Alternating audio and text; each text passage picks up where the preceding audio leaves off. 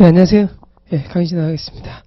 이제 범죄학 이제 하게 될 거예요. 이제 범죄학에 대해서 어떻게 강의를 할 건지 방향성에 대해서 할 거고 아마 금방금방 지나가야 될 거예요. 6일 동안 저희가 날짜를 받았거든요. 제가 다른 데에서 모두 일해서 이게 훨씬 강의 실수가 많아요. 한 2배 가까이 되거든요. 그죠? 근데 반회해야 되니까 좀 빡빡하게보다는 불필요한 부분 참여 가서 할게요, 여러분들. 그죠? 시험에 나갈 부분은 다 할 거고, 박사님 책이 다른 책에 비해서 되게 얇아요. 그죠? 예, 그게 좋은 점 같아요. 이게 범죄학이 중원부원한 게 되게 많아서 그런 것들이 중요하진 않고, 문제는 이제 범죄학을 가면서 이제 강의를 할 텐데, 좀 뭐라 그래야 되나, 그 일반 사회론 같은 게 되게 많아요. 그러니까 그 역사적 배경을 모르면 설명할 수 없는 부분도 많고요. 그 다음에 그런 부분들을 설명해서 책에 써놓기도 되게 애매한 부분들이 많습니다. 근데 그런 부분들이 시험에 나와요. 지금 이제 범죄학에 이제 처음에 대해서 얘기할 텐데, 왜 이렇게 나와 있니? 그래요. 이렇다고요.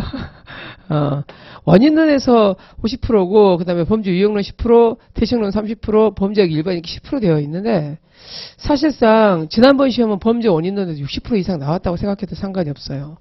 왜냐하면 교수님들 일반론은 많이 쓰세요. 그러니까 이러이래해서 그러니까 사실 범위 모르세요. 솔직하게 얘기하는 게 좋겠죠.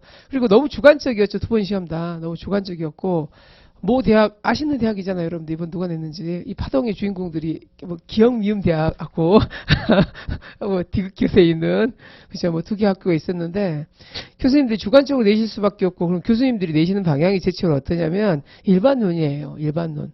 이런 건 알겠지. 내가 주장하는 이런 것들 니네가 알아야지. 이런 거예요. 예를 들어서 이번 시험에서 가장 웃겼던 페미니즘, 그렇죠? 급진적 페미니즘 뭐냐? 여러분 그거 어디 용어예요, 여러분들? 80년대 미국 용어예요. 레디컬 페미니즘이라는 게. 근데 거기에 가부장이 어디 있겠어요? 가부장이란 말을 쓰는 나라는 일본 학교도 아니고 우리나라밖에 없어요, 여러분들. 근데 그걸 문제라고 냈잖아요. 그러니까 주관적인 얘기가 들어갈 수밖에 없고 번역서에 따를 수밖에 없어서 아마 이제 강의를 하게 될 텐데 이번은 좀 원인은 많이 할게요.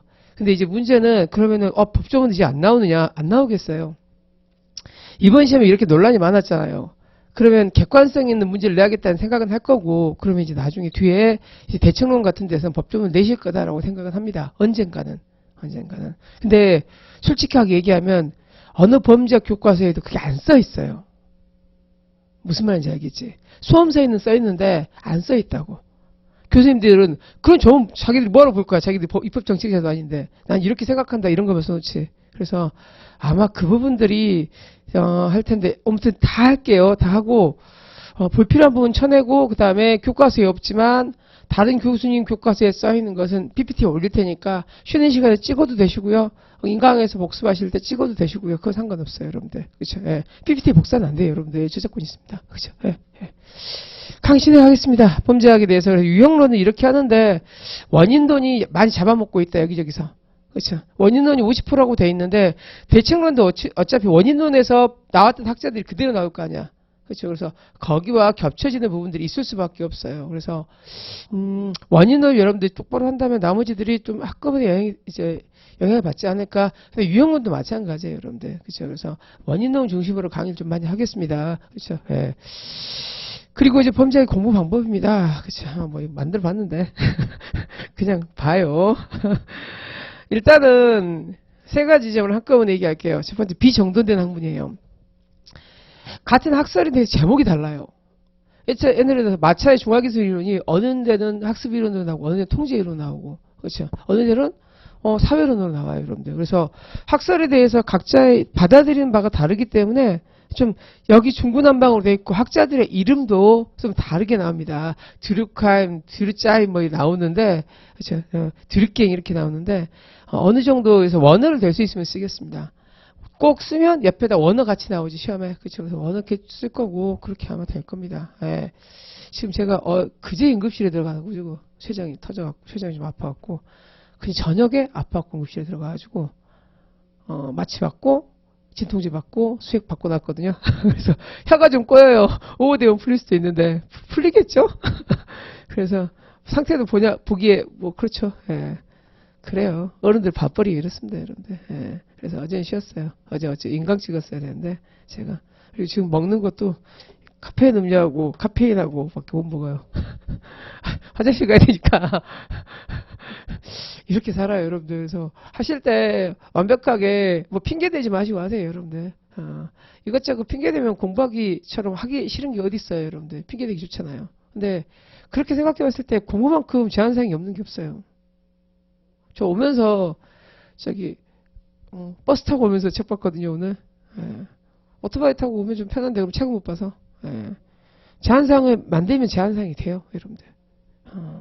해야 되면 끊임없이 하는 거예요, 여러분들. 예. 그래서 좀 공부를 하실 때 특히 경관시험 같은 경우에는 자기에 대한 한계 두면 진짜 시험은 오래 걸려요. 이 핑계 저 핑계 대기가 너무 좋아요. 다 자기한테 맡겨져 있잖아요, 경관시험 같은 경우에는. 근데 학생들이 그러니까 장수생활이 10년, 15년 엄청 많아요, 여러분들. 23살, 24살부터 시작해갖고 34, 35 넘쳐 흐르잖아. 호칭 있다고 하면. 근데 걔들 얘기 들어보면 다 뭐 때문이야. 자기에겐 하나도 없어. 그 정도 기회 줬는데 못하면은 네 책임이잖아. 미안하지만. 아니야? 본인에 대한 방상 없으면 절대 이거 못 끝내요, 여러분들. 자기 중심으로 보세요. 그렇죠? 범죄학입니다. 범죄학. 비정돈된 학문이에요, 여러분들. 정돈이 안 됐으니 정돈 시켜보자고요. 제가 지금 교과서를 4개를 보고 있는데 여기만 아니라 다른 데서 강의를 하니까 그렇죠. 4개 봐서 뜯어놓을 수 있는 건 다 뜯어갖고 왔어요, 여러분들. 그걸 PPT에 올리고 프린트 나눠드리기에는 좀 그래서 그 나중에 친구가 남아서 정돈 좀 해서 줄여서 누구 거라고 얘기 안 하고 이런 비판이 있다라고 PPT에 올릴 테니까 그걸 보시고 여러분 찍든지 말든지 알아서 하세요. 무슨 말인지 알겠지? 예. 책으로 옮길 수는 없어요, 여러분들. 그 다음에 이제 기출문제가 부족하죠, 솔직히. 2개의 기출문제가 일관성이 없어요. 그게 제일 웃겨요. 경관시험하고 경찰시험하고 전혀 다른 문제죠. 이게 같은 과목인가 싶어요. 근데 앞으로도 그럴 거예요, 당분간은. 이번 시험은 더 그럴 수도 있어요. 왜? 아마 제가 보기엔 조문이 들어갈 거예요, 여러분들. 국가직 시험인데 조문이 안 들어간 시험은 처음이에요. 조문이 있는데. 그래서 아마 이제 비정돈된 학문이고 그러면 정돈을 시켜 나가겠죠. 그러면 이제 방향성이 잡힐 텐데 최근에 기출을 가지고 2번 이상 나왔던 거, 2번 이상 겹쳤던 지문들, 그렇죠? 그런 부분들은 나온다고 생각합시다. 그렇죠? 그래서 페미니즘이요. 양쪽 시험도 페미니즘 나왔잖아. 그렇죠? 그래요. 그다음에 기출문제가 부족하죠. 그래서 여러 다른 직렬의 기출문제를 가지고 와서 풀었었는데 그게 아무 의미가 없었어요. 이번 2번 시험 다. 그쵸? 왜? 기출문제 다 냈어요. 본인들 중간고사에서 냈어요. 기말고사에서 내고. 욕 바가지를 먹었는데 바꿀까요? 저는 안 바꿀 것 같아요. 그래서 중간고사, 기말고사 100개 올게요. 저녁 모의고사 때는 100개 올 거예요. 뭐 어때? 야, 지네가 거기서 냈는데 그럼 어쩌라고 우리보다. 저는 양심도 없고 뭐도 없어요, 그냥. 시험을 그렇게 내면 그렇게 가야지. 야, 그게 교수 양심인지 뭔지도 모르겠어요. 양아치 새끼지, 그게. 교수라는 교수라는 분들이 자기 제자 붙이겠다고 그런 양아치 같은 짓을 하면 돼, 안 돼? 안 되잖아. 교수가 아니지. 그럼 그지 같은 짓거리를 왜 해요? 그래서 기출문제가 부족합니다. 그래서 박사님 책이 지금 늘어난 기출문제 지문 정도인데 그거 큰 의미 없어요, 미안하지만. 예, 그래서 다른데 뭔가 쭉 긁고 와서 최대 문제 풀어드리게 해줄게요, 여러분들. 그렇습니다. 그렇죠. 분량이 좋고 재밌어요, 이걸 하면. 왜냐하면 모든 사회과학이야. 분량이 적으면 적고 분량이 많으면 많아요. 뭐 도파민 나오고 여러분들 그죠? 남성 호르몬 나오고 이제 난리 부르스인데 모든 과학이 다 포함되어 있어요. 그래서 분량이 적으면서도 많고 그 다음에 재미있어요. 보면 이번 도파민 나왔잖아, 시험에. 그렇죠? 도파민 나왔어요. 그러니까 도파민을 어느 교과서에 써 있겠냐? 이거 써 있어요. 박사님 책에 잠깐 써 있는데. 보고 있으면 제대로 알고 쓴 거지, 아니라, 전문적인 지식들이 완전히 반영된 건 아니에요, 여러분들. 그쵸? 그래서, 저도 뭐 그런 거 보는 거 좋아하니까, 최대한 반영시켜가지고 설명드릴게요. 의외로 생물학적 요소, 그 다음에 그 교육학적 요소, 이런 것들을 시험 많이 내셨어요, 이번에. 이제 왜? 어려울 거라고 생각하고 본인도 모르니까. 그치? 그걸 알아서 냈겠어요, 여러분들. 그래서, 근데 이제 그런 것들을 최대한 반영해서 나올 수 있는 부분은 다 터치해 드리겠습니다. 그쵸? 그래서, 일단 이렇게 가자고요. 기본 개념에 좀 충실하겠습니다. 개념들, 일탈, 뭐 이런 거 정확히 할 수 있어야 돼요, 일탈. 일탈이 뭐예요? 그러면 나쁜 거예요. 그건 맞죠. 근데 일탈이라든지 아니면 우리가 사회과정론, 사회통합론, 갈등론 이런 것들 용어들을 여러분 잘 알고 있으면 정리하기 좀 쉬우실 것 같아요. 그래서 용어들 충분하게 설명을 할 거고 사례를 될 수 있으면 설명을 하겠습니다. 이번 시험에 사례 많이 나왔죠. 그림 그려놓고 이게 무슨 대책이냐, 무슨 효과냐, 무슨 이펙트냐 이렇게 나왔단 말이에요. 그래서 사례를 충분하게 이해를 해드리겠고 정리 암기 노트 많이 도움이 됐죠. 진짜 많이 도움이 돼서 암기 노트를 만들었는데 그게 한 20페이지, 30페이지 분량이었던 거예요. 거기서 다 나오긴 다 나왔어요. 근데 이제 그 부분의 문제는 시험이 그 부분을 넘어서 이해 부분이 시험에 나와요. 이해 부분이. 왜 이게 나오는지. 그래서 이번에 그래 시험의 특질은 가장 큰 차이점은 아마 솔직히 좀 그거였다고 생각해요. 애들이 가장 어려워했던 것은 보통의 기출문제들이 정확한 답을 얘기해야 되기 때문에 학설의 장점, 단점, 학설의 연관과정 이런 거를 시험에 안 내요. 국가고시가. 그쵸? 예. 그런 걸 내면 정오답에 문제가 있고 그래서 사시 같은 경우에나 법원행시 사시 같은 경우에 낸다 어렵게 내야 되니까 셋박스로 하면 그거를 피하게 될 수 있어요. 팔찌선다니까 가장 옳은 것은 가장 틀린 것은 그렇죠. 이렇게 거르다 보니 하나씩 빼면 되니까 이제 확률 문제를. 근데 사시선자는 그게 불가능한데 장단 문제를 되게 많이 내셨어요. 이 학설과 이 학설은 이 학설의 비판에서 시작됐다. 이게 맞는 게 틀린지. 이 학설은 이러이러한 장점이 있다. 아니 그렇게 보면 장점이 될 수도 있고 그렇게 보면 단점이 될 수도 있는 거잖아. 근데 교수님이 자기 견해를 되게 많이 내셨어요. 그렇죠. 네, 그게 어려웠죠 사실은. 근데 용어 문제. 용어가 맞는 듯 틀린 듯 하는 문제들이 몇 개 있었어요. 이제 그거하고 그건 그치 급진적 표현이 무엇인가 해가지고 쭉쭉쭉쭉 해놓은 거 있잖아요. 해석하기 나름이거든요. 그거는 그렇죠. 그래서 가부장에 들어가야 맞는 좀 왜 그런 문제가 나왔는지 다시 설명해 드릴게요, 여러분들. 그렇죠. 그래서 대한민국 학교가 어떤 모양으로 돌아가고 있는지, 그렇죠. 어떻게 이런 학설들이 나왔는지, 그리고 우리 학설은 어디서부터 시작됐는지. 이 학설이 여러분들 다 미국 거예요. 미안하지만 다 미국 거예요. 우리 미국 범죄학 배우고 있는 거예요. 우리는 완전 달라요.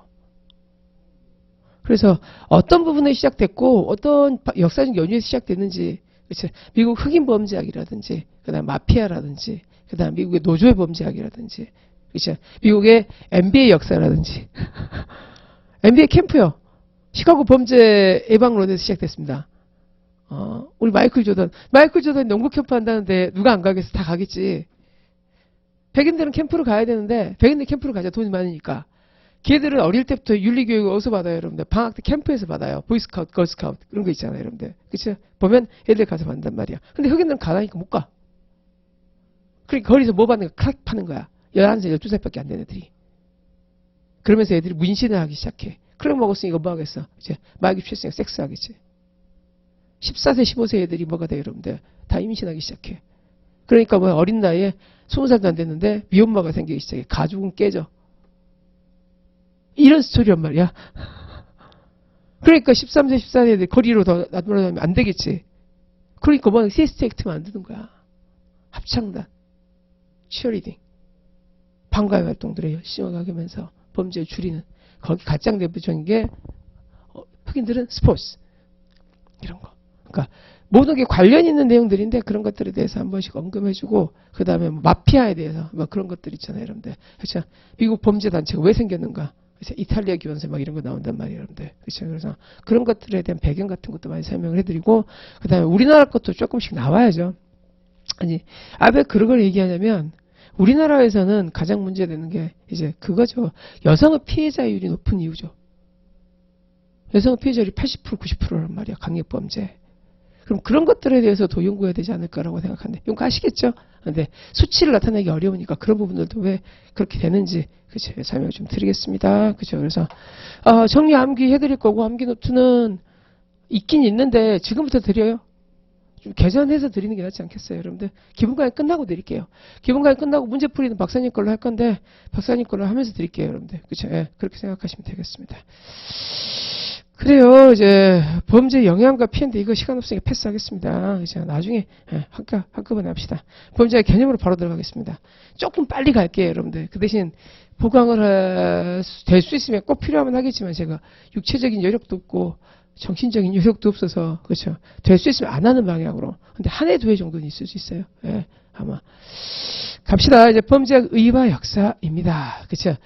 범죄학은 이제 개념 자체가 이제 뭐냐면 범죄 원인론이에요. 범죄 원인론. 그렇죠. 그래서 범죄학에서 배우는 것은 왜 이런 범죄가 났을까요? 문제야. 그래서 협의의 범죄학은 그렇죠. 가로팔로 며칠 그어놓으실래요? 크게 어렵진 않은데 그렇죠. 가로팔로는 좀 이따 설명드릴게요. 가로팔로 범죄 원인과 현상을 구별하는 거. 협의의 범죄학은 그래서 범죄 원인론이었어요. 그렇죠. 그래서 범죄가 발생했단 말이야. 아예 얘기를 한다면 그렇죠. 그 전에는 뭐가 없었어요, 여러분들. 통계라든지 행형이라든지 이런 게 없었어요. 우리 여러분 교도소가 언제 생깁니까? 근대 국가 이후에 생깁니다.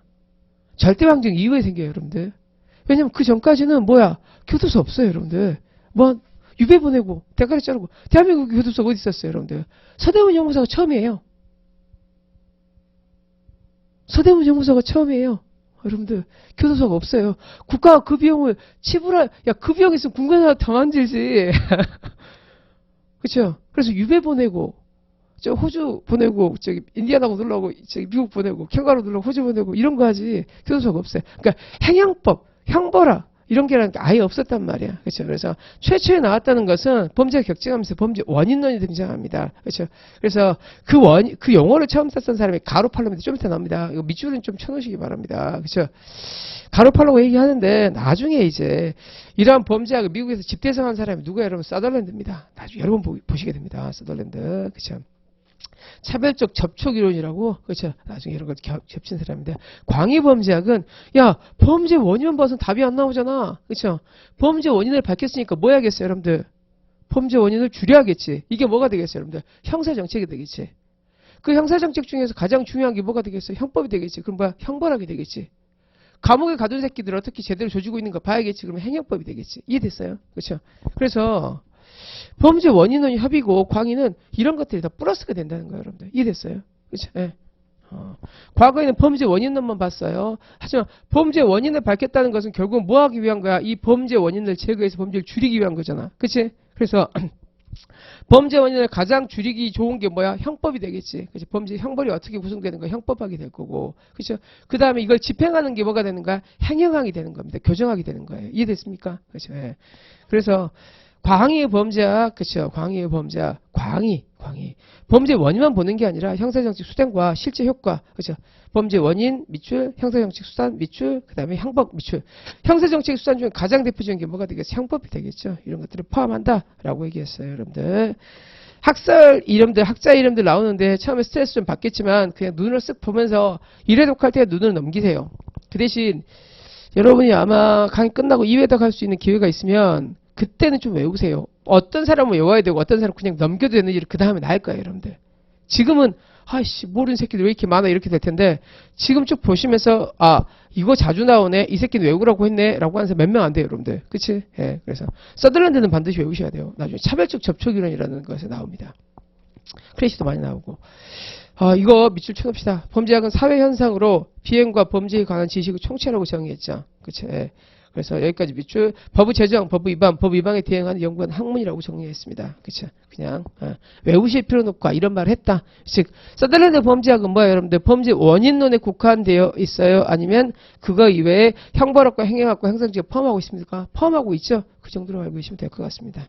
인접 학문과는 차이입니다. 출제 가능성 거의 제로에 가깝습니다. 그쵸? 형법아 우리 배운 거예요. 설명 안 해도 되겠죠. 그쵸? 그 다음에 형사정책입니다. 6번. 형사정책은 어떤 거를 범죄로 해야 될 것인지, 그쵸? 형벌을 어떻게 집행해야 될 것인지의 문제입니다. 그쵸? 그래서 범죄학은, 그쵸? 범죄 원인에 대한 그 대책을 한다면 형사정책은 어느 쪽에 있다는가? 원인과 대책 중에 대책 쪽에 훨씬 더 중점이 가 있는 게 형사정책이라고 생각하시면 되겠어요. 그쵸? 예. 그래서 이러한 분석 결과, 그렇죠. 범죄학의 분석 결과를 토대로 고유한 평가 기준에 대해서 법률의 제정, 개지, 폐지 방향을 제시하는 가치과학 규범과학이다.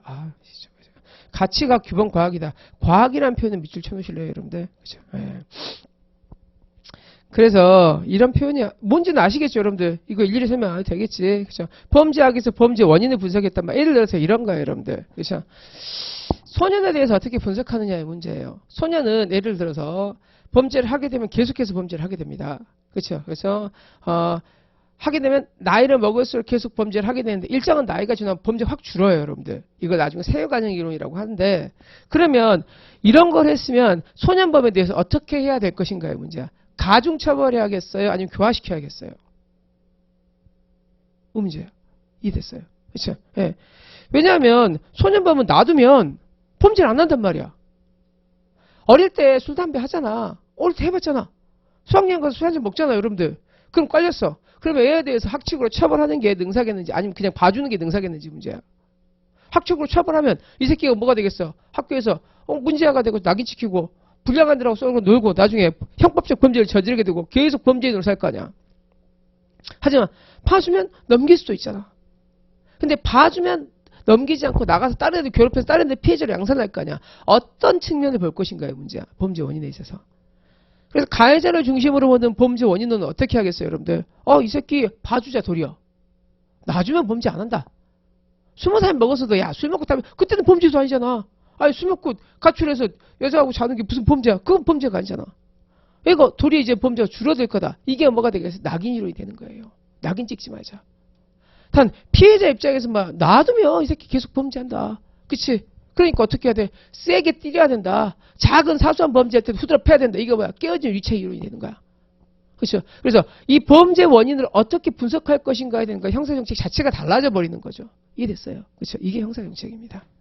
그래서 사실은 우리가 배우는 범죄학은 형사정책이 완전히 포함되어 있어요, 여러분들. 그렇죠? 그다음 형법학입니다. 그렇죠? 형사사법학입니다. 그렇죠?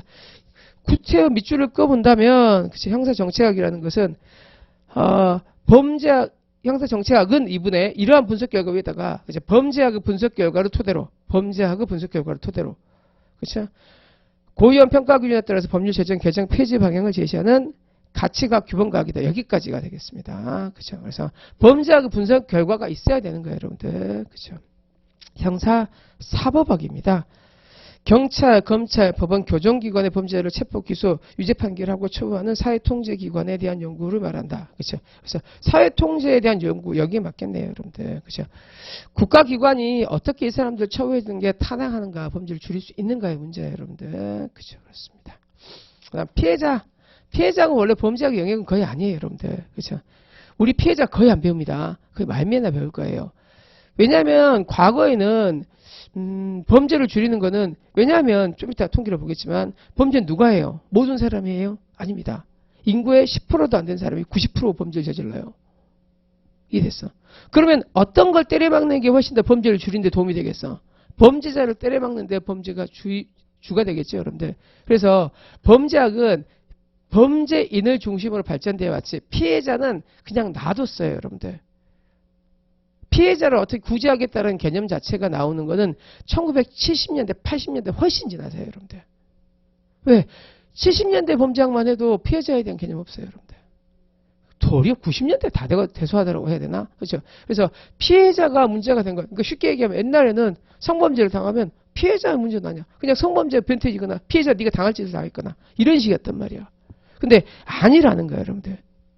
그런 부분들에 대해서 피해자에 대한 고려가 훨씬 더 지금은 더 많이 되고 있고 그런 부분에 대해서 많이 논의를 해야 된다고 생각하고 여성범죄학은 도리어 피해자학이 중심이 돼야 되지 않는 거라고 생각해요. 피해자를 어떻게 줄일 것인가, 피해자에 대해서 어떻게 사회 복귀를 도울 것인가가 돼야 되지 않을까라는 생각을 저는 하는데 모르겠어요. 생각들이 다른 것 같아요. 그 다음에 형사학입니다. 그렇죠. 범죄학 이외에 형용학, 형사정책학까지 포함한 넓은 개념이다라고 가로가 했다는데 그냥 눈으로 쓱 보시면 되겠습니다. 여기까지 가볍게 넘어갔습니다. 출제 가능성이 가깝습니다. 그렇죠. 그래서 간단하게 결론을 짓는다면 그렇죠. 그래요. 협의로 나눠본다면 딱 이런 식이야. 그렇지. 범죄 원인을 분석하는 게 범죄학이죠. 그렇죠. 범죄학이 원인 분석한 결과에 따라서 정책에 반영하는 게 형사정책이죠. 그래서 실제 형사정책이 시험 봤던 뭐 교정학이라든지 국가직 취급이라든지 그다음에 사법시험 같은 경우에는 조문 문제가 되게 많이 나와요, 여러분들. 그리고 그다음에 뭐가 나와? 범죄학도 나와요. 그렇죠. 근데 이게 이제 형사정책이다. 근데 교수님들은 주로 이걸 범죄학이라고 생각하실 거예요. 이걸. 대부분의 교과서들의 범죄학은 애초에 이 책 말고 그치? 교과서 말고 문제, 이거는 그거잖아요, 여러분들. 수험서잖아. 수험서가 아닌 범죄학을 보면 조문이 아예 없어요. 조문이 아예 없어요. 안 하셨다는 거예요, 여러분들. 그치? 근데 이제 우리가 40문제짜리 문제를 만들어라고 하다 보고 국가직 문제다 보니까 조문을 넣어라 그래서 일부러 범죄 원인으로 이렇게 많이 이제 범죄 대책을 집어넣었거든요. 근데 교수님들은 내가 왜 그냥 원인으로 있는 문제를 그냥 끌어다 쓰신 거예요, 여러분들. 근데 그 방향성이 도리 좀 시정돼야 되지 않을까라고 본인들도 생각하실 거라고 생각하는데 저희 아버님이 법대 교수님이셨잖아요.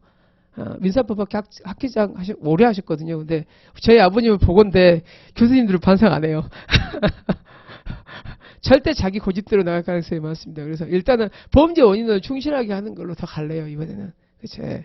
그 대신 조문은 다 정리해 드릴게요. 마지막에 할까, 중간에 할까? 중간에도 하고 마지막에도 하는 게 낫겠죠, 여러분들. 그래서 두 번 해드릴 테니까, 그쵸? 봅시다. 그 다음에 이 형사정책에 정해진 거를 이제 우리가 구체적으로 적용하는 걸 형법학이라고 하는 거죠, 여러분들. 그쵸? 이렇게 될 겁니다. 그래서 범죄학과 이제 형사정책의 뭐 형사사법학의 대상인데 됐어요, 이런 것들. 그죠? 예.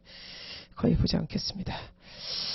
7번 이제 범죄학의 이제 요건을 한번 봅시다. 범죄학. 이제 7페이지 범죄학 특성. 이건 잠깐 출제 가능성이 있으면 출제 가능성이 있다고 말씀을 드릴게요, 여러분들. 여기까지 출제 가능성이 거의 없습니다. 딱 나와서 광의와 협의. 그렇죠? 광의 범죄학 주장한 사람 누구? 서덜랜드. 협의 범죄학 주장했던 사람 누구? 가로팔로 정도만 기억하고 계시면 나머지가 출제 가능성 있는 부분이 거의 없어서. 그렇죠? 범죄학의 특성입니다. 실정주의적 성격입니다. 이걸 좀 잘 기억을 해둡시다. 이제 실정주의적 성격 밑줄입니다. 여러분, 형법은 과학입니까? 우리 고전주의라고 배웠을 거예요, 여러분들. 고전주의 기억나시죠?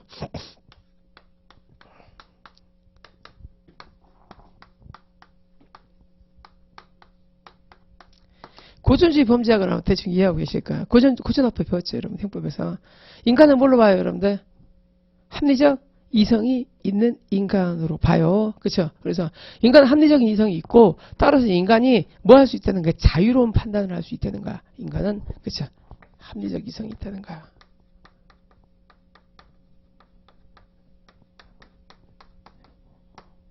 그렇죠? 자유의지가 있고 따라서 인간은 범죄를 얻을 이익과 형벌을 받을 불이익을 배운 거지, 형법에서. 그렇죠? 우리가 비교 이익할 수 있다는 거야. 그치? 그래서 뭐 한다면, 범죄를 받을 이익보다 형벌을 받을 불이익이, 더 크다면 범죄를 안 할 것이다. 이게 우리가 알고 있는 일반 예방주의입니다. 그쵸? 예. 이게 말이에요. 여기서부터 범죄하기 시작합니다. 인간은 합리적인 이성을 가지고 있나요? 여러분, 공부를 열심히 해야겠다고 계획을 세우죠. 계획을 진짜 몇 프로예요? 인간은 합리적인 이성이 있으면 진척하겠지. 그리고 범죄를 하는 사람한테 물어봐요. 그렇죠? 야, 너 범죄 저질렀는데, 그래서 범죄를 얻은 형벌의 불이익과 범죄를 얻은 이익을 비교 형량했지. 그럼 형벌이 뭐예요? 걔들한테 물어봐요, 여러분들. 지 몇 년형 받는 거 알아, 몰라? 몰라요. 범죄 60%가 격정범입니다. 격정범 60% 애들이 자기가 받은 형벌의 불이익 알아, 몰라? 모르지. 사형 징역 몇 년 받는지 알아요? 모르잖아. 말이 돼? 여기서부터 시작하는 거예요. 범죄학은. 니네 귀신 씨다랄 거먹는 소리라는 거야. 합리적인 이성이 입증이 되냐? 인간이? 너네 입증이 되는 것만 얘기를 해. 왜 입증이 안 되는 귀신 뜬 건 잡는 소리를 자꾸 해. 말이 안 되잖아 라고 시작하는 게 범죄학이에요. 그래서 무슨 학문이냐는가? 실정주의적 학문이라는 거예요, 여러분들. 그쵸? 야, 과학이어야지. 과학이어야지. 오? 꺼졌다. 그쵸? 괜찮아요. 켜지겠죠? 저기 꺼졌는데? 이게 꺼진 게 아니지.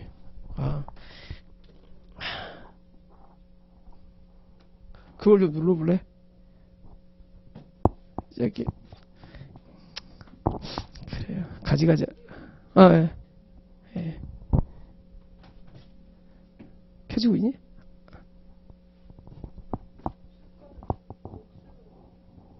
기다려보자. 일단 계속 할게요. 안 되면 말 좀. 취약해.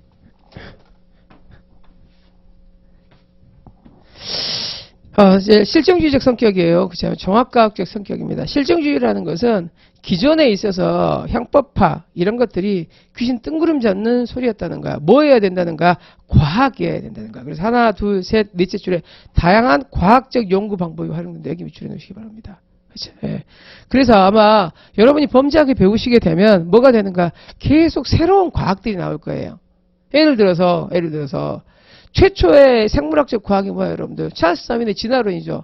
찰스 다윈의 진화론에 의해서 발생되는 게 뭐예요? 그게 롬브로스예요, 여러분들. 그렇죠? 정신과학의 시작이 누구예요, 여러분들? 프로이드죠. 그래서 프로이드 나오면 프로이드의 정신분석학이 나오는 거예요, 여러분들. 그러니까 사실 사람이 제일 관심이 있는 것 중에 하나가 범죄잖아요, 여러분들. 그래서 우리가 한 화성 연쇄살인 사건 몇 년 전치예요, 여러분들? 수십 년 전치잖아. 1980년대예요, 여러분들. 니네가 태어나기도 전이라고. 80년대 전이고 90년대 후반이란 말이야. 근데 그럼에도 불구하고 그거 이렇게 이어서 갈게요. 일단은 이제 그래서 범죄학이라는 게 뭐에서부터 시작되냐면 과학에서 시작된다고 생각하시면 돼요. 그러니까 두 가지죠. 첫 번째는 중세에서 근대로 넘어가면서 인시가 걸리긴 하는데 그때는 큰 의미를 갖지는 못하지만 결국은 이제 과학적 성격이 들어오면서 본격적인 범죄학이 들어왔다라고 생각하시면 돼요. 그렇죠? 그래서 실증주의적 즉 과학적인 방법들을 계속해서 도입하기 시작합니다. 그걸 이제 오늘 배우실 거고 그래서 종합과학적인 성격이에요. 제일 먼저 뭐가 들어와요, 여러분들? 생물학이 들어오다가 심리학이 들어오다가 그렇죠? 그 다음에 뭐 사회학이 들어오다가 정신과학이 들어오다가 다 들어오거든요. 그렇죠? 그래서 이것저것 다 들어오게 됩니다. 그렇죠? 그래서 셀린이란 말 이거 체크해 놓으실까요? 그러니까 여기는 그 눈으로 보시고 이름 정도만 알고 계시면 돼요, 여러분들. 그렇죠? 그래서 7번 서전드 크래시는 범죄학은 여러 가지 과정을 일반적으로 신뢰할 수 있는 비판들을 원칙 확립하는 데 있다라고 했는데 이거는 시험에 잘 안 나와요. 실증주의적 방법 도입했다라고 돼 있고요. 그 다음 종합과학적 성격을 갖는다. 누구? 셀린. 하나, 둘, 셋, 넷째 주에 범죄학은 영토를 가지지 않는 제왕 학문이다. 이런 그지 같은 문제를 가끔씩 난 거 있잖아요, 여러분들. 그렇죠? 그래서 이 정도만 보시면 되겠습니다. 가겠습니다. 나머지 읽어보시기 바랍니다. 이제 본격적인 범죄학 강의 시작하겠습니다. 여기서부터 이제 시작이에요.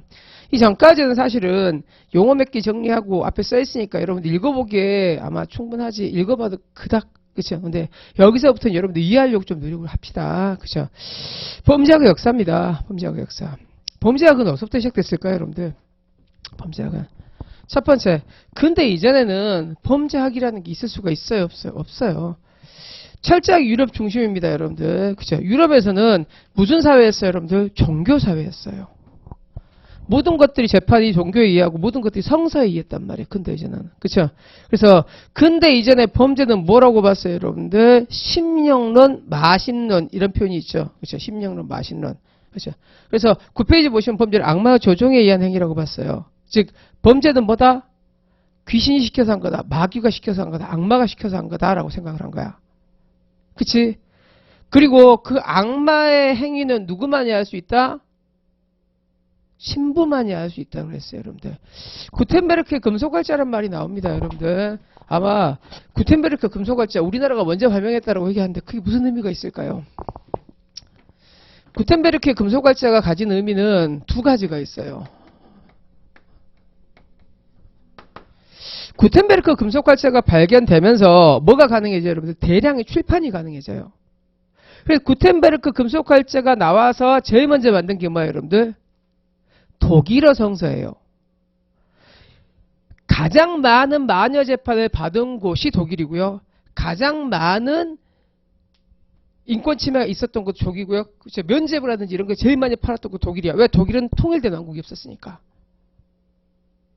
그러니까 어떻게 되는가? 계속 신부들이 순회 재판하면서 마녀라고 돈 많은 과부 잡아다 놓고 재판하고, 그치? 돈 뜯어가고.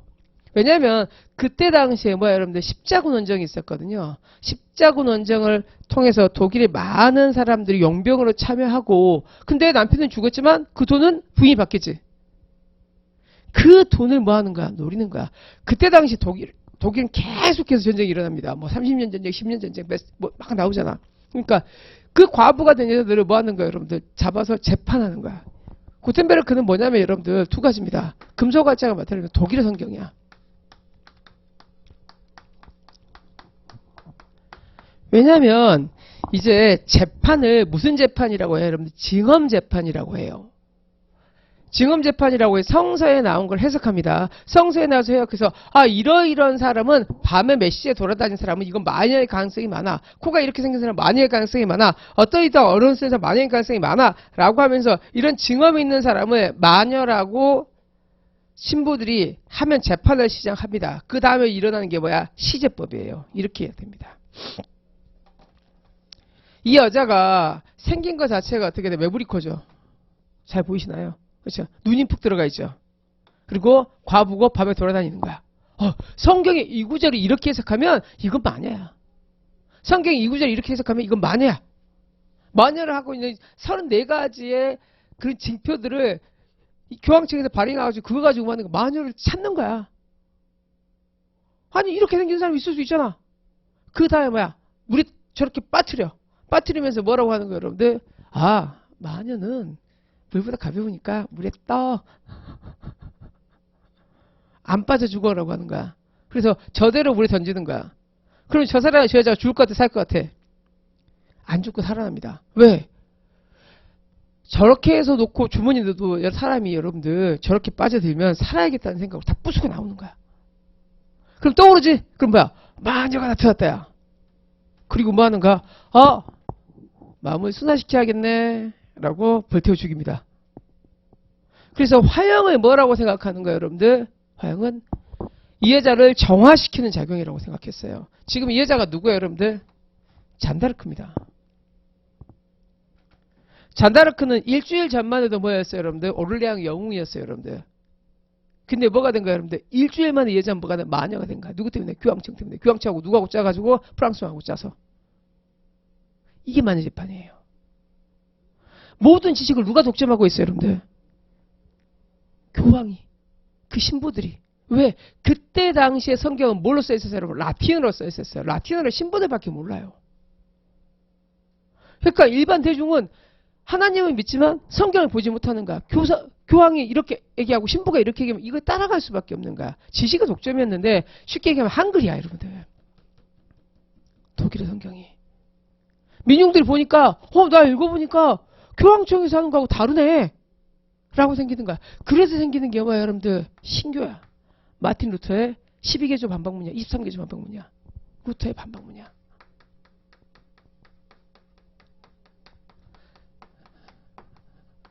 그러니까 구텐베르크가 유명한 거예요, 여러분들. 우리는 직지신경 만들어서 뭐 했는데? 일반 대중한테 책 써서 줬어? 그거보다 30년 빠르면 뭐 할 건데? 그 지식을 이렇게 쓴 거예요, 여러분들. 먼저 만들었다가 중요한 게 아니라 이게 결국은 뭘 가져옵니까? 종교개혁이라는 유럽의 태풍을 만들어 오는 거예요, 여러분들. 전 세계를 바꾼 하나 흐름이 되는 거야. 그래서 중요한 거야, 여러분들. 그렇죠? 초자연적 설명이에요, 여러분들. 그렇죠? 말 그대로 관심법이었어, 관심법. 네 마음에 누가 기침 소리를 내었어. 네 몸에 마구니가 들었어. 이지랄 하고 있었잖아요, 여러분들. 중세에서. 그렇지? 기침 소리 낸 거나 아니 코에 사막이 난 거 다를 바가 뭐가 있어. 우연적인 행동에 의해서 지네가 재판하고 싶은데 재판해가지고 여러분 보시면 알겠지만 1575년부터 1590년에 한 사람은 재판관 900명과 마법사 마녀를 화형에 처벌했어요, 여러분들. 15년 만에. 뭐 한 거야? 이 동네 가서 이거 터먹고 이 동네 가서 이 동네 터먹고. 프랑스 로렌 한 지방에서 프랑스 로렌이 여러분들 지금 프랑스지만 지금 옛날에 무슨 땅이에요, 여러분들? 독일 땅입니다. 여기 독일 땅이에요. 1차 대전은 이후에 뺏겨요, 독일이. 그죠? 그래요. 그죠? 그럼 봅시다.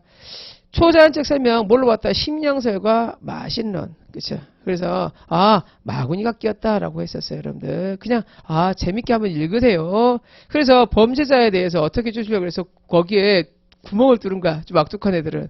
그쵸? 그래서 일부러 뽑아냅니다. 그럼 얘가 멍청이가 되겠지. 전두엽 부분 뽑아냅니다. 전두엽을 뽑아내면 얘가 자기 통제력이 잃기 때문에 이렇게 돼요. 그럼 범죄는 안 하네.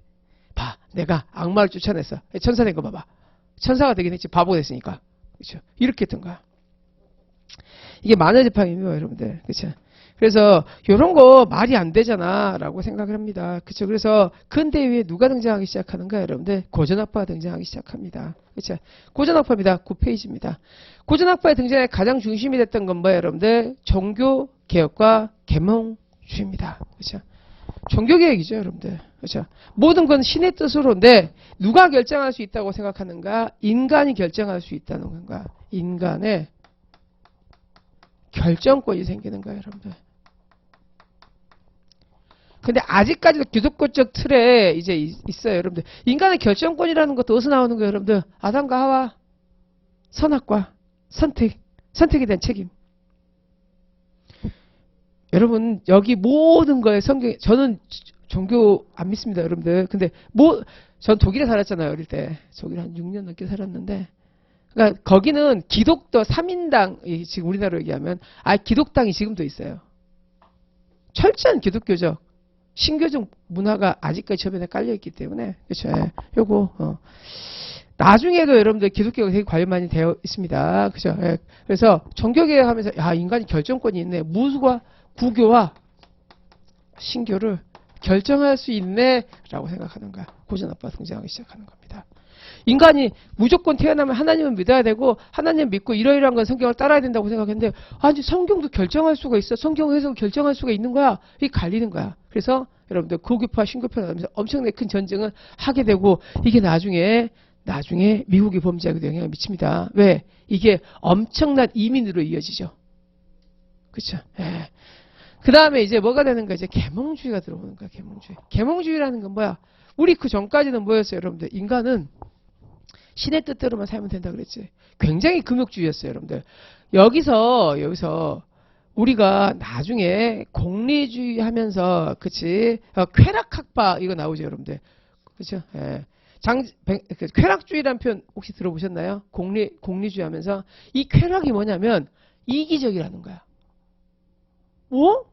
쾌락 그런 거 아니에요? 아니야, 여러분들. 왜냐하면 중세적 사회라는 것은 굉장히 금욕적인 사회야. 경제적, 우리 선비하고 똑같아. 선비가 돼가지고 말이야. 그렇지. 이렇게 생활하는 사람들이기 때문에 이 속으로는 어떤 마음을 가지고 있을지 모르지만 입 밖으로, 그렇지. 사적인 이익을 논하는 것 자체가 천한 거야. 노블하지 않는 거야. 됐어. 하나님의 뜻대로 살아야지. 걔들 말하면 뭐 하면서도 뭐야. 여러분 영국의 그 깡패 같은 왕도 헨리도 아니 지 맘대로 그렇게 다니지만 교황청에 결혼 승인 받으려고 20년 동안 그 난리 치잖아. 그치? 뭐가 중요한 사회야 여러분들? 하나님의 뜻이 중요한 사회야.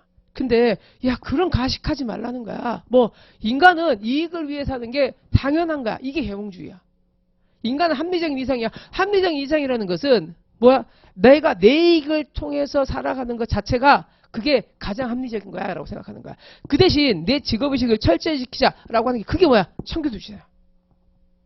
기독교에서 근거했어요 여러분들 청교도주의라는 것도. 근데 우리는 훨씬 더 자기 걸 지키면서 할 거야. 니네들처럼 안 살고. 그 대신 우리는 우리 이익을 최선으로 할 거야. 그 대신 우리 직업윤리는 지킬 거야. 그게 청교도주의잖아.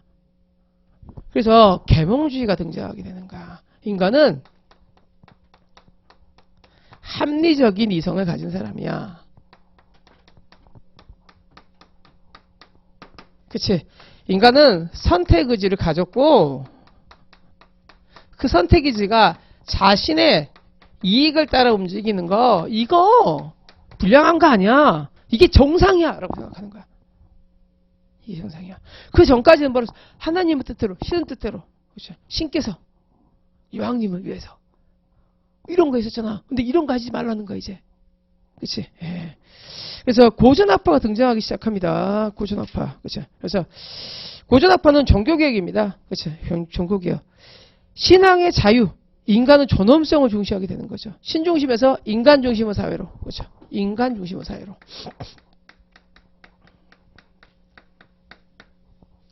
범죄를 했다면 신이 내린 것이 아니라 인간이 결정한 거야. 라고 하는 거야. 그치? 왜?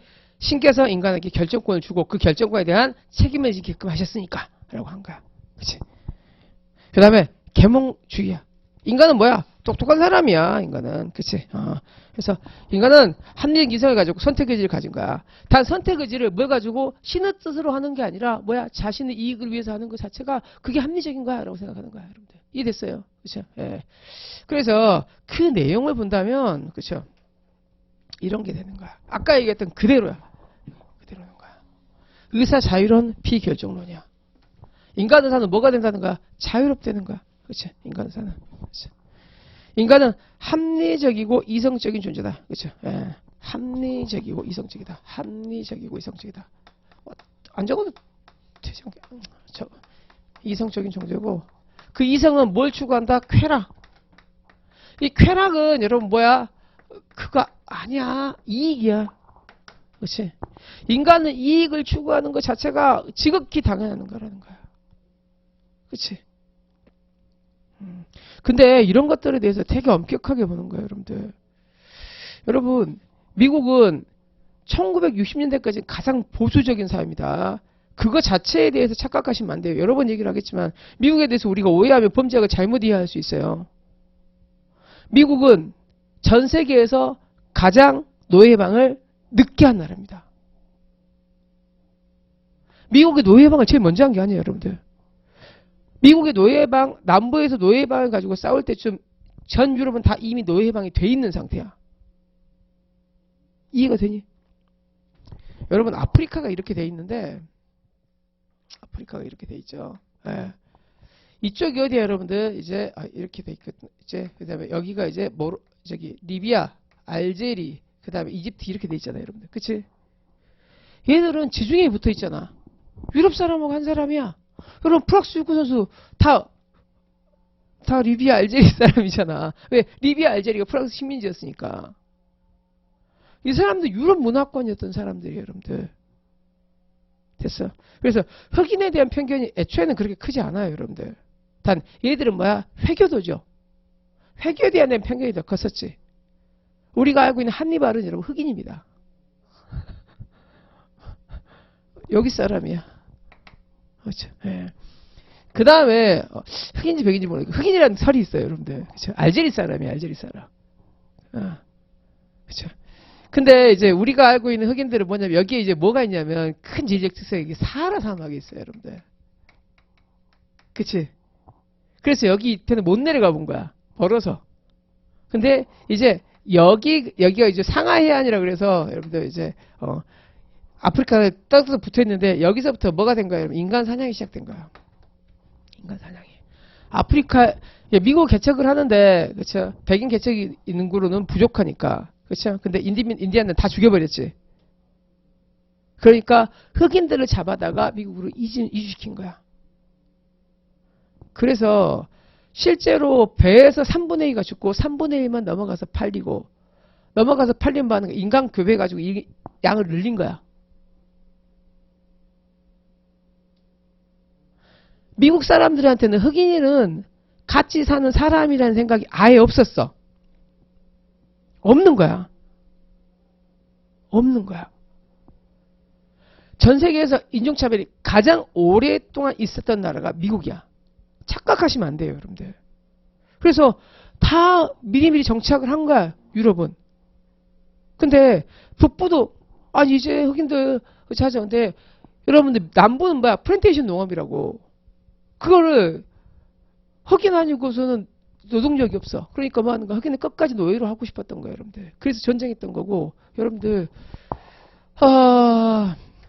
한번 배우지.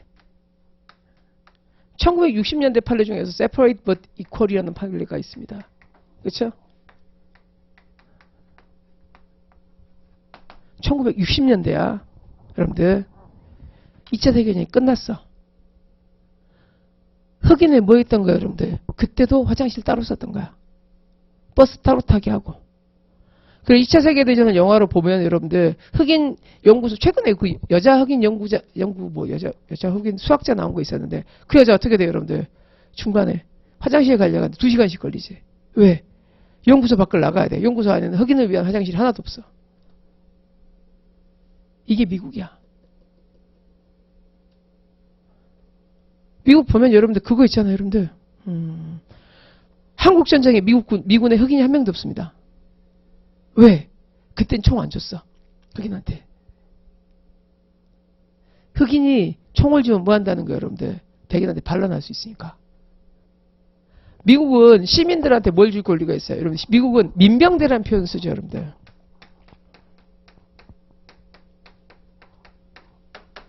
총들 권리가 헌법에 보장되어 있어요. 그러니까 시민한테는 총을 주는데 시민이 아닌 노예한테는 총 줄 필요가 없는 거야. 그러니까 걔들은 전쟁에 참여시키지 않아요. 월남전 때 나중에 급해지니까 흑인들이 뭐야? 운송비용으로 참여하기 시작합니다. 이게 미국이야. 그쵸? 뭐가 더 있니? 캐라. 그 다음에 이제 일반 해방주의입니다. 그쵸? 그래서 의사결정론이고, 어차피 미국에 대해서 많은 얘기를 하게 될 겁니다. 그쵸? 그래서 흑인 범죄율이 전 세계와 다르게 미국 흑인 범죄 압도적으로 높은 거야. 그것 때문에 미국의 이제 범죄학 같은 게 계속 그 문제가 나옵니다. 하류 계층의 흑인 범죄율 좀 이따 보겠지만 압도적으로 높아요. 갑시다. 일반 해방주의야. 일반 해방주의. 일반 해방주의는 어떻게 하겠다는 거예요, 여러분들? 얘한테 형벌을 구하면 누가 쪼는 거야? 범죄인이 쪼는 게 아니라 일반 시민들이 쫀다는 거야. 인간은 합리적인 이성을 갖춘 사람이기 때문에 범죄로 얻는 이익과 형벌로 받는 불이익이 많다면 그런 계산을 할 것이고 범죄를 안 할 거라는 거야. 이해할 수 있겠어? 그렇죠? 그래서 일반 해방주의는 그렇죠? 형벌로 처벌하면서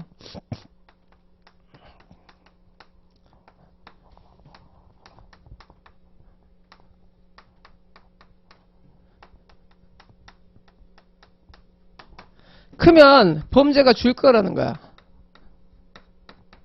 따라서 형벌의 불이익을 확실하게 해야겠지.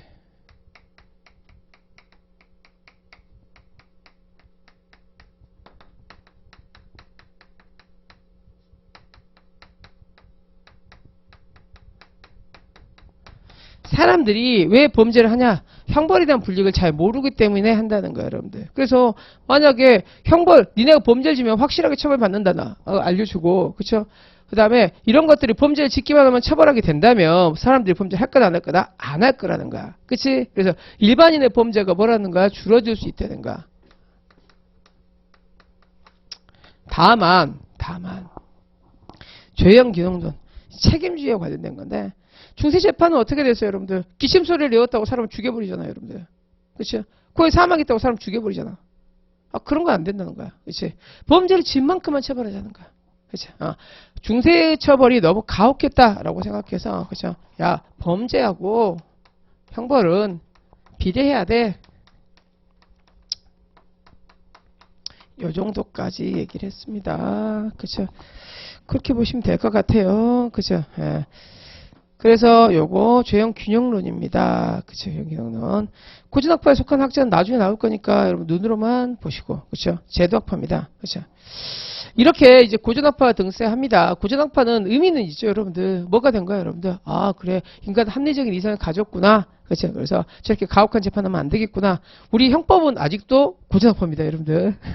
크게 안 벗어나 있잖아. 그렇죠. 예. 근데 이제 누가 등장하기 시작하는 거야? 점점 이제 자연과학이 등장하기 시작하는 거야. 제일 처음에는 사회과학과 철학이었지. 계몽주의는 철학이야, 일종의. 그지? 자연과학은 아니잖아. 입증할 수가 없잖아. 근데 이제 유럽에서 가장 발달한 나라가 어디입니까? 프랑스입니다. 지금도 가장 부자인 나라 어디야? 프랑스예요. 인구가 2, 3억 되잖아요, 여러분들. 유럽 인구에 여러분들 꽤 넓은 지분을 차지하고 있습니다. 독일보다 인구 훨씬 많아요, 여러분들. 그때도 이 영토가 넘고. 프랑스는 그리고 한 번도 여러분들 이 영토가 변동이 된 적이 없잖아, 보면. 지금도 똑같이. 그렇죠. 예. 그래서 이제 쾌틀레라는 사람이 등장해요, 여러분들. 다이어트에 보면 쾌틀레지스라고 나오는데 이 사람이에요. 쾌틀레. 쾌틀레 사람은 통계학자예요. 통계학자입니다. 프랑스가 이제 뭐가 등장하기 시작해? 정보라는 게 절대 정보가 등장하고 통계라는 게 등장해요. 그 다음에 지도라는 게 쳐서 이제 이렇게 하게 되는 거야. 프랑스가 땅이 넓다 보니까 어느 지역에는 범죄가 높고 어느 지역에는 범죄가 낮더라 이런 걸 발견할 수 있게 되죠, 여러분들. 그렇죠? 그래서 게리나 케틀레가 게리는 기억을 하세요. 좀 이따 다시 한번 나옵니다. 그렇죠? 게리는 통계학자, 여러분들. 통계학자. 그렇죠? 예. 그래서 게리는 왜 범죄가 이렇게 많을까라고 보는데 지역에 따라서 그렇지 도덕적인 수준이 다르다고 생각해요, 이 사람은. 그죠? 예. 그래서 국민의 비도덕화 이런 얘기를 하죠, 여러분들. 게리. 그다음에 눈으로만 그죠? 케틀레는 그죠? 사회 조건.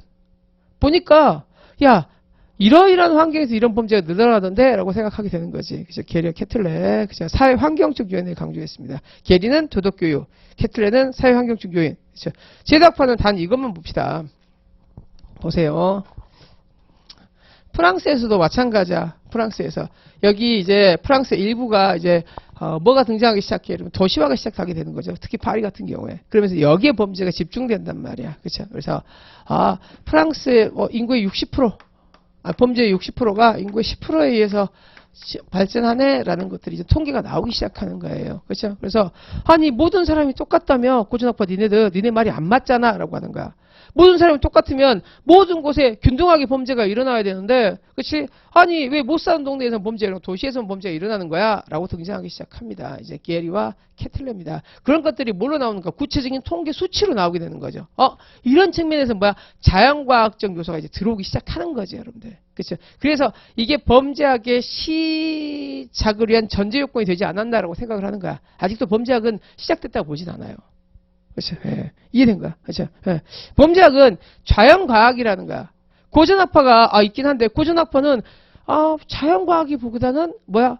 이거는 좀 철학에 가깝지 않나? 그렇죠. 예. 근데 케틀레나 아니면 이제 게리에서부터 시작해서 구체적인 통계, 구체적인 입증이 나오기 시작하잖아. 그렇죠. 그래서 요래서 이제 나올 것이다라고 하다가 이제 드디어 나오기 시작하는 게 이제 찰스 다윈의 진화론인데 좀 쉬었다 하겠습니다.